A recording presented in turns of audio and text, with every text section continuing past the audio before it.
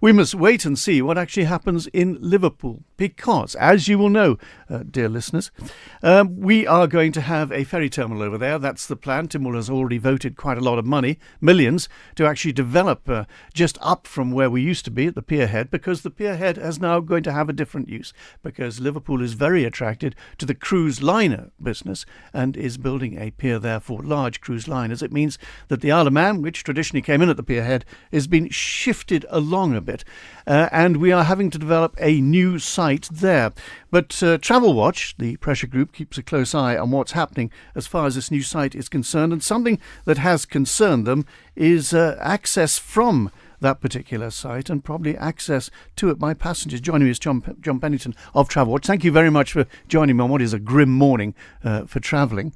That particular thing, I've got two of your maps here, because you draw these maps. And one of them from some time ago had Route 101 bus to city centre via Vauxhall. Good morning, by the way. And the other one, good morning to you, John. This latest one doesn't have it. So what evidence have you that actually this route, which is important, obviously, the passengers, has been taken off? Well, the route that you mentioned was taken away, I think it was May last year. So the proposed terminal for the Isle of Man ferry will be in a public transport desert, in that there is no bus service at the moment along Prince's Parade and no bus service along the Dock Road. Passengers, when they get off, they obviously get off the berth and they have to go across what? It's a little bridge there, is it?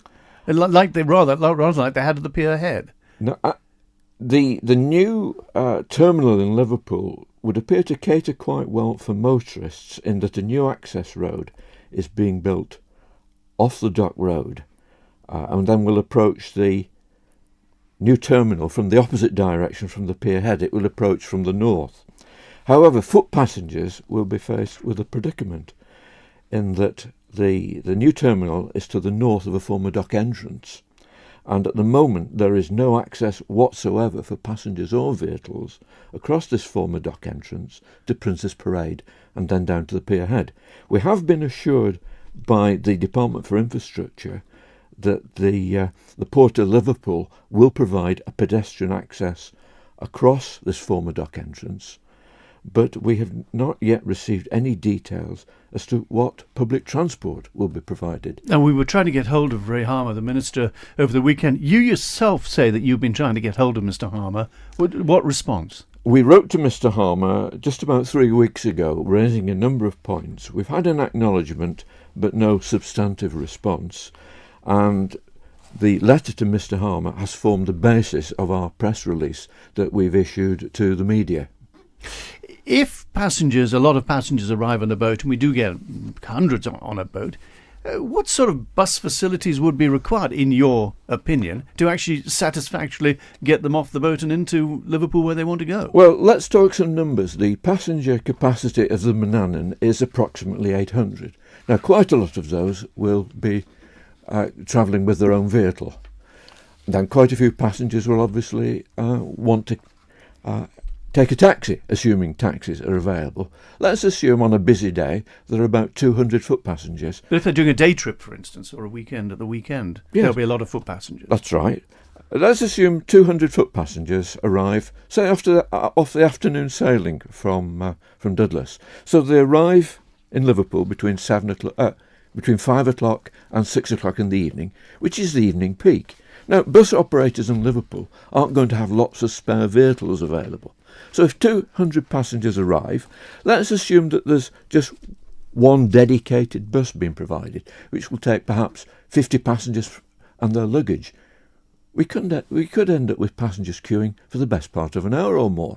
To your knowledge, is the Isle of Man being taken seriously by Liverpool, or have they got their eye very firmly on the cruise liner ball? We're not sure whether we're being taken seriously by Liverpool, and to what extent the Department for Infrastructure on the island is taking the needs of foot passengers seriously. TravelWatch was invited to join the Strategic Sea Services Working Group back in autumn 2015. This was set up by the previous Minister, Phil Gorn, and we had great difficulty persuading the DOI that the new terminal wasn't just a pleasant stroll along the riverbank, that passengers would be happy to stroll along in whatever the weather with their luggage, the pushchairs and whatever. they took some convincing that a dedicated bus service was necessary. You can't do it at the moment. It's presumably locked off, so no one can actually see what it's like to walk. You can only see the site from a distance, but it would be an extra half mile. The great feature about the current facility at the pierhead is you're just a very short walk from the buses or from James Street railway station. Now, this isn't the situation with the new terminal moved half a mile down the river. It sounds as if you want assurances set in stone. Is that possible? Well, we'd like something more than a vague assurance that I think it's Liverpool Mayor Joe Anderson has assured the DOI that a bus service will be provided. Well, I'd like to see something a bit more reassuring than that. In fact, as part of the planning process, not only would we expect the DOI to submit details of the infrastructure that we're going to provide, but also how this is going to link in with the public transport system on Merseyside. A ferry terminal is part of transport infrastructure, and it needs to be connected to the rest of the public transport infrastructure in Liverpool.